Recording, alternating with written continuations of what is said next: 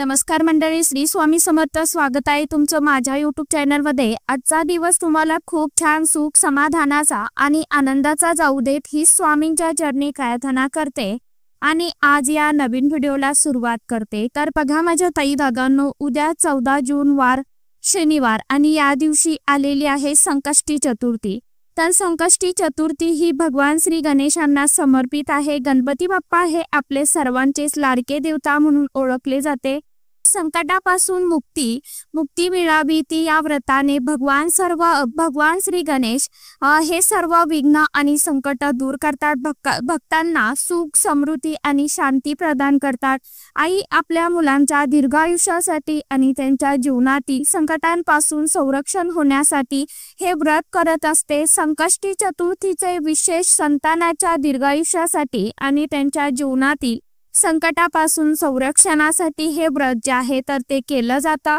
कृष्ण पिंगल संकष्टी चतुर्थी यासारख्या व्रतांना संतान कल्याणासाठी विशेष अनन्यसाधारण असं महत्त्व आहे. धार्मिक मान्यतेनुसार या व्रताने मुलांचे सर्व संकट विघ्न दूर होतात आणि त्यांना बुद्धी समृद्धी यश प्राप्त होते. बघा, या व्रतासोबतच आपल्याला काही प्रभावी सेवा उपाय देखील करायचे आहेत. आपल्या मुलांसाठी करायचे आहेत. आईने आपल्या मुलांसाठी फक्त हिरव्या मुगाचा हा अतिशय अत्यंत प्रभावशाली उपाय जो आहे तर तो करायचा आहे. हा उपाय कशा पद्धतीने करायचा आहे याविषयीची संपूर्ण माहिती आजच्या या नवीन व्हिडिओमध्ये मी तुमच्या बरोबर शेअर करणार आहे. त्यामुळे तुम्ही हा व्हिडिओ स्किप न करता शेवटपर्यंत नक्की बघा. चॅनलवरती तुम्ही जर हा व्हिडिओ पहिल्यांदा बघत असाल तर चॅनलला आवर्जून सबस्क्राईब करा आणि असेच नवनवीन माहितीपूर्ण व्हिडिओ बघण्यासाठी समोरील बेल आयकॉनलाही प्रेस करा. त्यामुळे जेव्हा कधी नवीन व्हिडिओ मी अपलोड करेन तर सर्वात अगोदर त्याचं नोटिफिकेशन तुम्हाला मिळेल आणि तुम्ही एकही व्हिडिओ मिस करणार नाही. त्याचबरोबर हा उपाय केल्यामुळे मुलांचे सर्व दोष अडचणी संकट दूर होतात. त्याचबरोबर मुलांचं अभ्यासामध्ये नोकरीमध्ये व्यवसायामध्ये प्रगती होते. इतका हा प्रभावी उपाय आहे. हा उपाय कशा पद्धतीने करायचा आहे बघा. ही जी चतुर्थी आहे तर ती चतुर्थी शनिवारी 14 जून रोजी दुपारी 3:46 सुरू होईल आणि 15 जून रोजी 3:51 समाप्त होईल. उदय तिथीनुसार जून महिन्याची संकष्टी चतुर्थी शनिवारी 14 जूनला साजरी करण्यात येणार आहे. चंद्रोदयाची वेळ जी आहे तर ती रात्री 10:07 नंतर असणार आहे. तर बघा, असं म्हटलं जातं की गणपती बाप्पा हे या चतुर्थीच्या दिवशी पृथ्वी तलावरती येत असतात आणि आपल्या भक्तांच्या इच्छा आकांक्षा पूर्ण करण्यासाठी, त्यांच्या मनोकामना पूर्ण करण्यासाठी या दिवशी पृथ्वी तलावरती भ्रमण करत असतात आणि ते जे त्यांची सेवा उपासना आराधना करतात, पूजा करतात, व्रत करत असेल तर त्यांना ते धन धान्य समृद्धी प्रदान करत असतात. हजार पटीने गणेश तत्व जे आहे तर ते पृथ्वी तलावरती या दिवशी जागृत अवस्थेमध्ये असते आणि या अवस्थेमध्ये जर आपण काही सेवा केल्या, उपाय केले तर त्याचे पुण्यफळ देखील आपल्याला लवकरच मिळत असते. बघा, उद्या शनिवार आणि या दिवशी आलेली आहे संकष्टी चतुर्थी. तर हा उपाय आहे तर तो उद्या तुम्हाला सकाळपासून ते संध्याकाळपर्यंत तुम्हाला जेव्हा कधी वेळ मिळेल त्या वेळेमध्ये तुम्हाला करायचं आहे.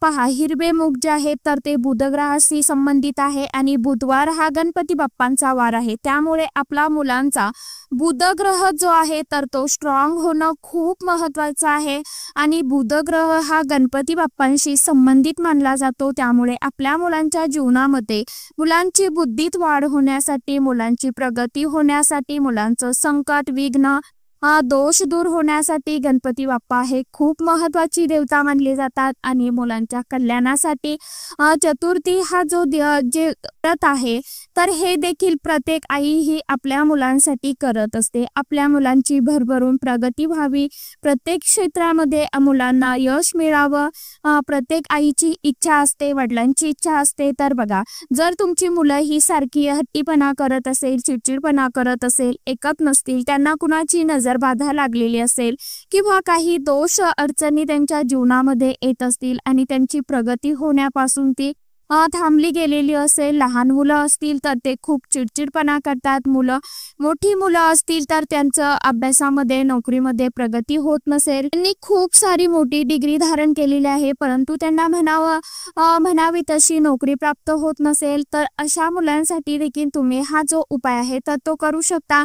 तर बघा, तुमची मुलं किती लहान असतील, कितीही मोठी असतील तरी देखील तुम्ही हा उपाय त्यांच्यासाठी आवर्जून करू शकता। अगदी लहानपासून ते मोठ्यांपर्यंत लग्न झालेली मुलं असतील तरी सुद्धा तुम्ही त्यांच्या उत्तम आयुष्यासाठी म्हणजे दीर्घायुष्यासाठी किंवा त्यांच्या भरभराटीसाठी हा उपाय करू शकता।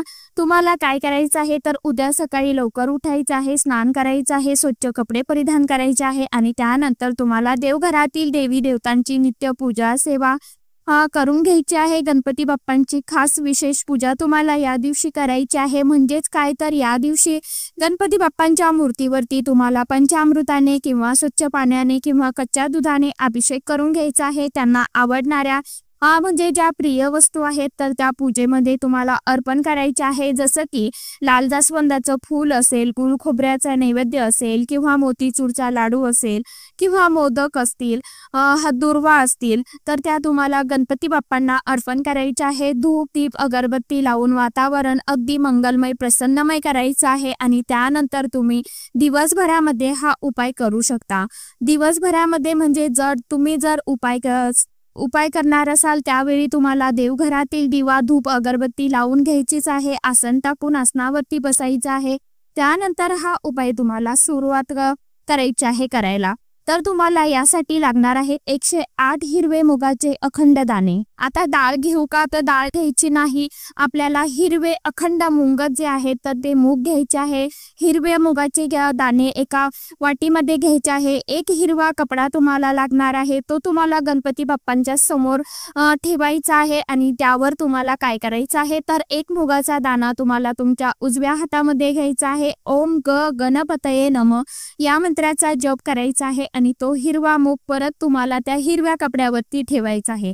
परत दुसऱ्यांदा हिरवा मूग हातामध्ये घ्यायचा, परत ओम गणपतये नमः म्हणत तुम्हाला तो दुसरा हिरवा मूग देखील त्या कपड्यावरती गणपती बाप्पांसमोर ठेवायचा आहे। असं तुम्हाला 108 वेळा अशा पद्धतीने हा मंत्र पठण करत करत हिरव्या कपड्यावरती हे 108 मूग जे आहेत तर ते यानंतर गणपती बाप्पांसमोर अर्पण करायचे आहे। यानंतर ते जे हिरवे मूग आहेत तर ती जी पोटली आहे तर ती तुम्हाला तयार करायची आहे, म्हणजेच पोटली बांधायची आहे। त्या पोटलीला देखील तुम्हाला हळदी कुंकू अक्षदा अर्पण करायचे आहे, फूल अर्पण करायचं आहे, धूप दीप ओवाळून घ्यायचा आहे आणि ती पोटली तुमच्या दोन्ही हातामध्ये घ्यायची आहे आणि तुमच्या मुलांबद्दल ज्या काही समस्या असतील त्या समस्या तुम्हाला बोलायच्या आहेत, त्या दूर होण्यासाठी गणपती बाप्पांना अगदी कळकळीने प्रार्थना करायची आहे।